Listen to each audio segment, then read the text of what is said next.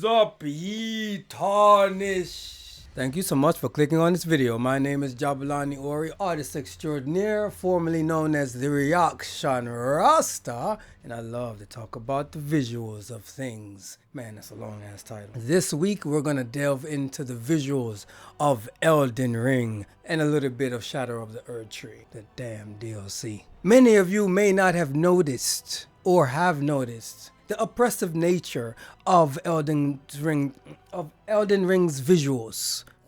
In fact, you may have known this oppressive nature within its visuals from their other FromSoft games, aka Demon Souls, Dark Souls 1, 2 through 3, and Bloodborne. All games which I have conquered, including the mighty Sekiro. FromSoft knows what they're doing with their visuals, and these are three things that I actually noticed and picked up on over the years of playing their games and also developing my skills as an artist. When it comes to my art, I take a lot of inspiration from gaming. Over the years, as I was developing as an artist, I was also developing my skills to beat Elden Ring. To all my Elden Lords, I would like to say thank you for clicking on this video. It is hard to get views/runes in these times. Oh, ye Elden Lord, please have mercy. I need to stop before I get struck.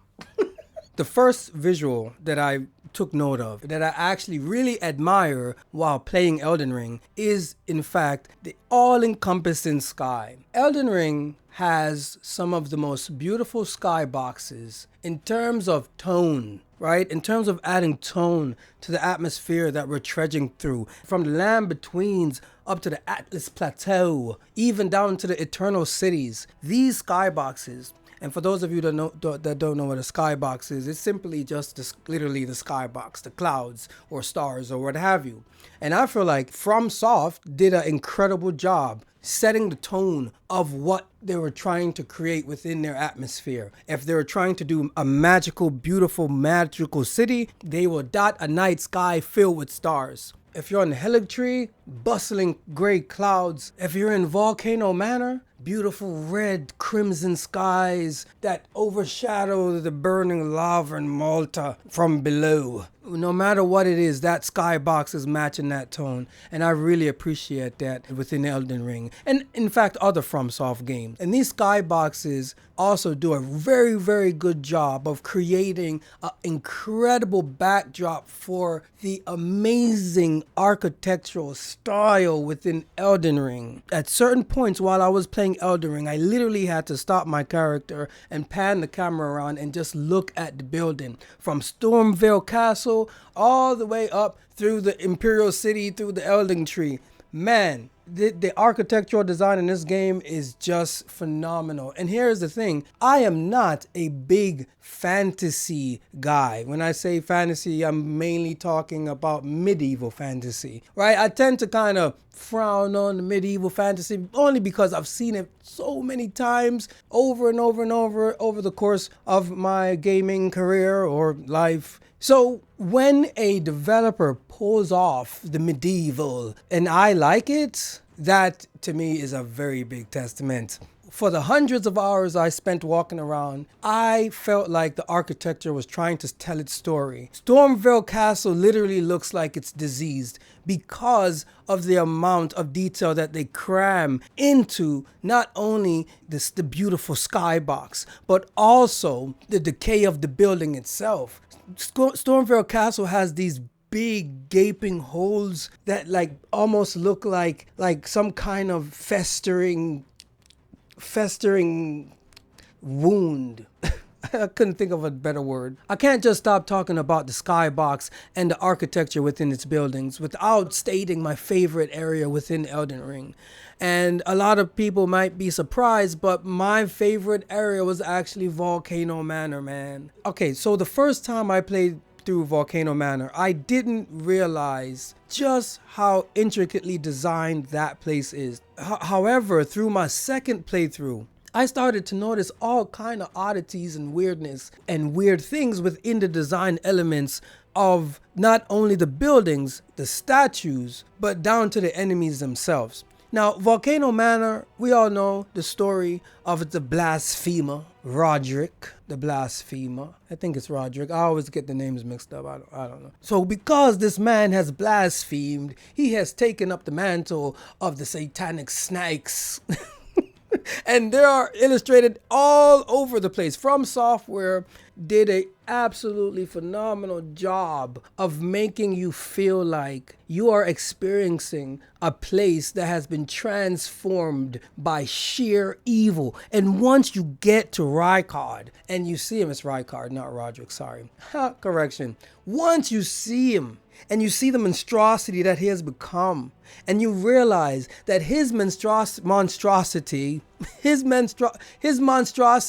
is reflected and echoed throughout the entire area. Man, I was insanely inspired from that portion. In fact, on my second playthrough, I made it my mission to stay as long as possible within that manor. Oh, and not only is the entire area of Volcano Manor absolutely stunning in sense of design, within the manor itself, that houses punk-ass Patches.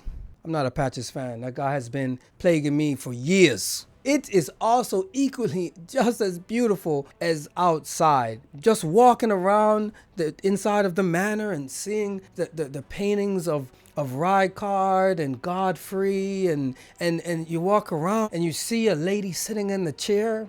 I forgot her name, but behind her stands this big overarching Crucible Knights. And you know those guys are giant pains in the ass. Crucible Knights, I hate Crucible Knights, but I can't lie, I cosplayed as one within the game and I felt badass. In the comment section, put what was your favorite area in all of Elden Ring if you played the game. I am but a tarnished. May I please have some runes so I can use this spell that requires 50 intelligence? So I cannot mention the insanely beautiful skyboxes and the intricately and well-designed architecture within Elden Ring. I can't state those two without mentioning the pain-inducing inhabitants of the lands between. Now, enemies within Elden Ring, they hit different than other games. And I feel like the reason they hit different from other games is simply because they are designed with the ideal of disgust, decay, and death in mind. As soon as I see a big-eyed frog, you know those big-eyed, those big bulby, those big eyes, the frogs with the big giant eyes, those guys, the first time I saw them was in Dark Souls, and somehow they made it over to another dimension that is Elden Ring. And the way these things move, the way they just look into your soul while they're getting ready to petrify you and turn you to stone is just out of this world, man. It's out of this world. Those things are creepy, they're crawly, and they're crawny. And I think that the way they're designed, just to look at these guys, they look hella goofy, but you can tell that because you don't know exactly what combination of creatures this thing is, you should approach with caution and just know you're about to get jumped by 15 other ones. So that's just one enemy. That's just one enemy in Elden Ring. It is my most hated enemy, but in my opinion, one of the most visually fascinating ones, just out of the sheer oddity of the creature design in that thing. Now, as I stated earlier, you have guys like the Crucible Knights, and that's another thing about Elden Ring, and it applies to pretty much all attire in this game. It is intricately designed and absolutely stunning.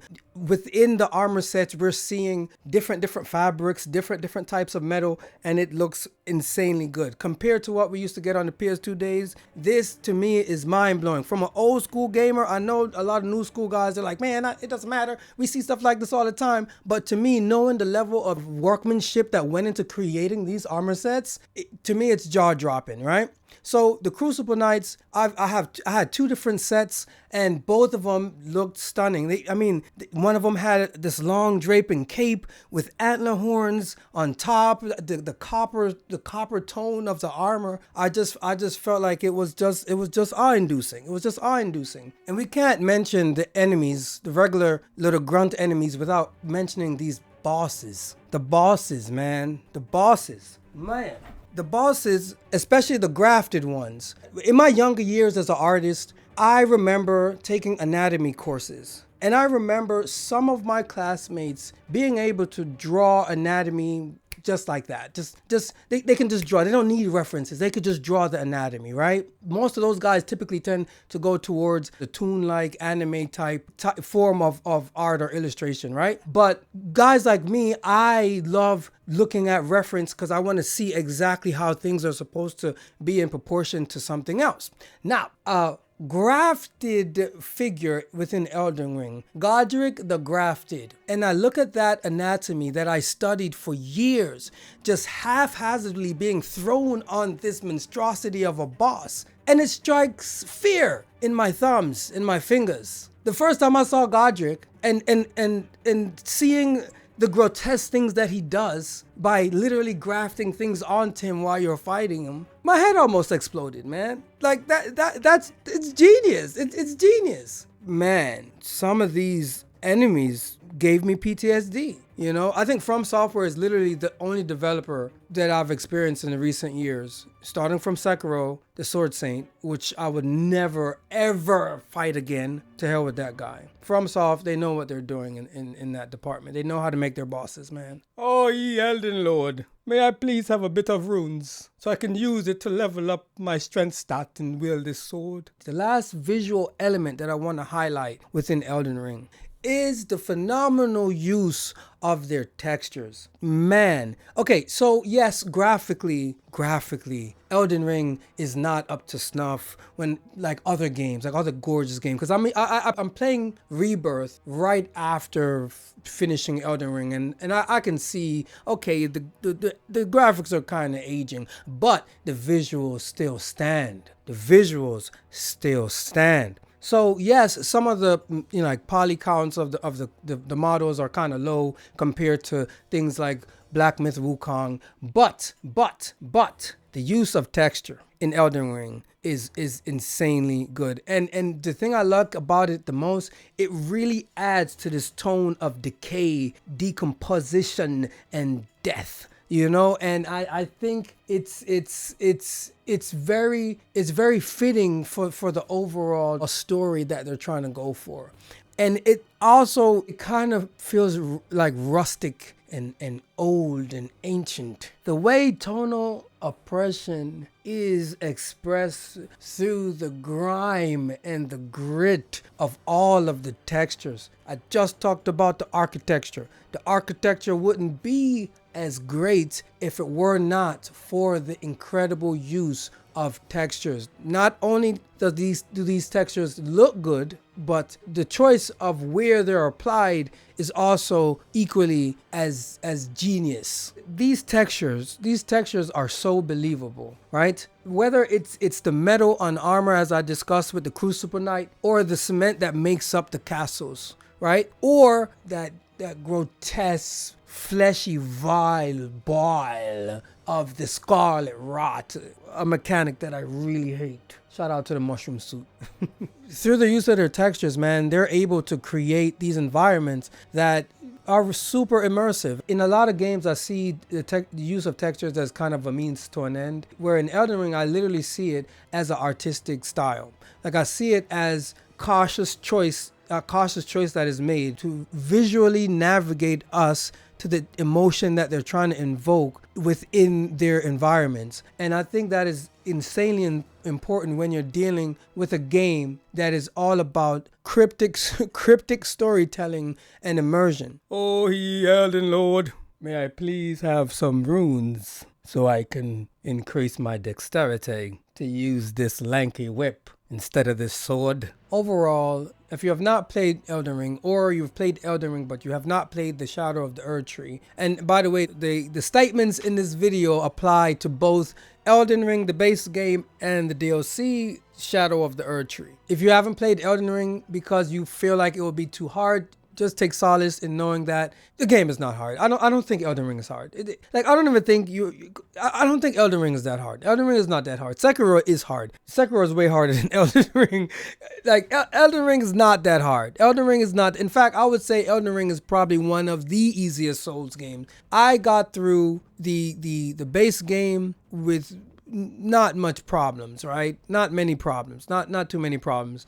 And I ended up getting through Shadow of the Erdtree, which I was shocked. I was very shocked that it wasn't nowhere near as hard as what they were saying in the game's media. It wasn't. It wasn't. Sekiro, Sword Saint, will give you a run for your money, but not Elden Ring, and definitely not Shadow of the Erdtree. This, I'm telling you, do not believe in the fear. You can do it. You can beat Elden Ring or any FromSoft game. I literally know gamers, personally know gamers who will not play Elden Ring or any Souls games because they feel like it's too hard. Meanwhile, they're playing Final Fantasy Rebirth on hard mode.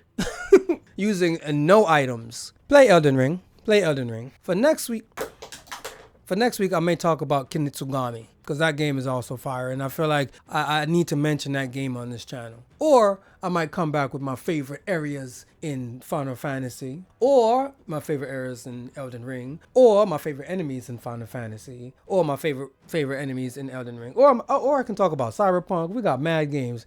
Let me know what you want to see in the comment section below. For those of you who are interested to seeing the art made over here, you can head over to my channel. You can head over to my website that showcases all my work over at jahbu.com.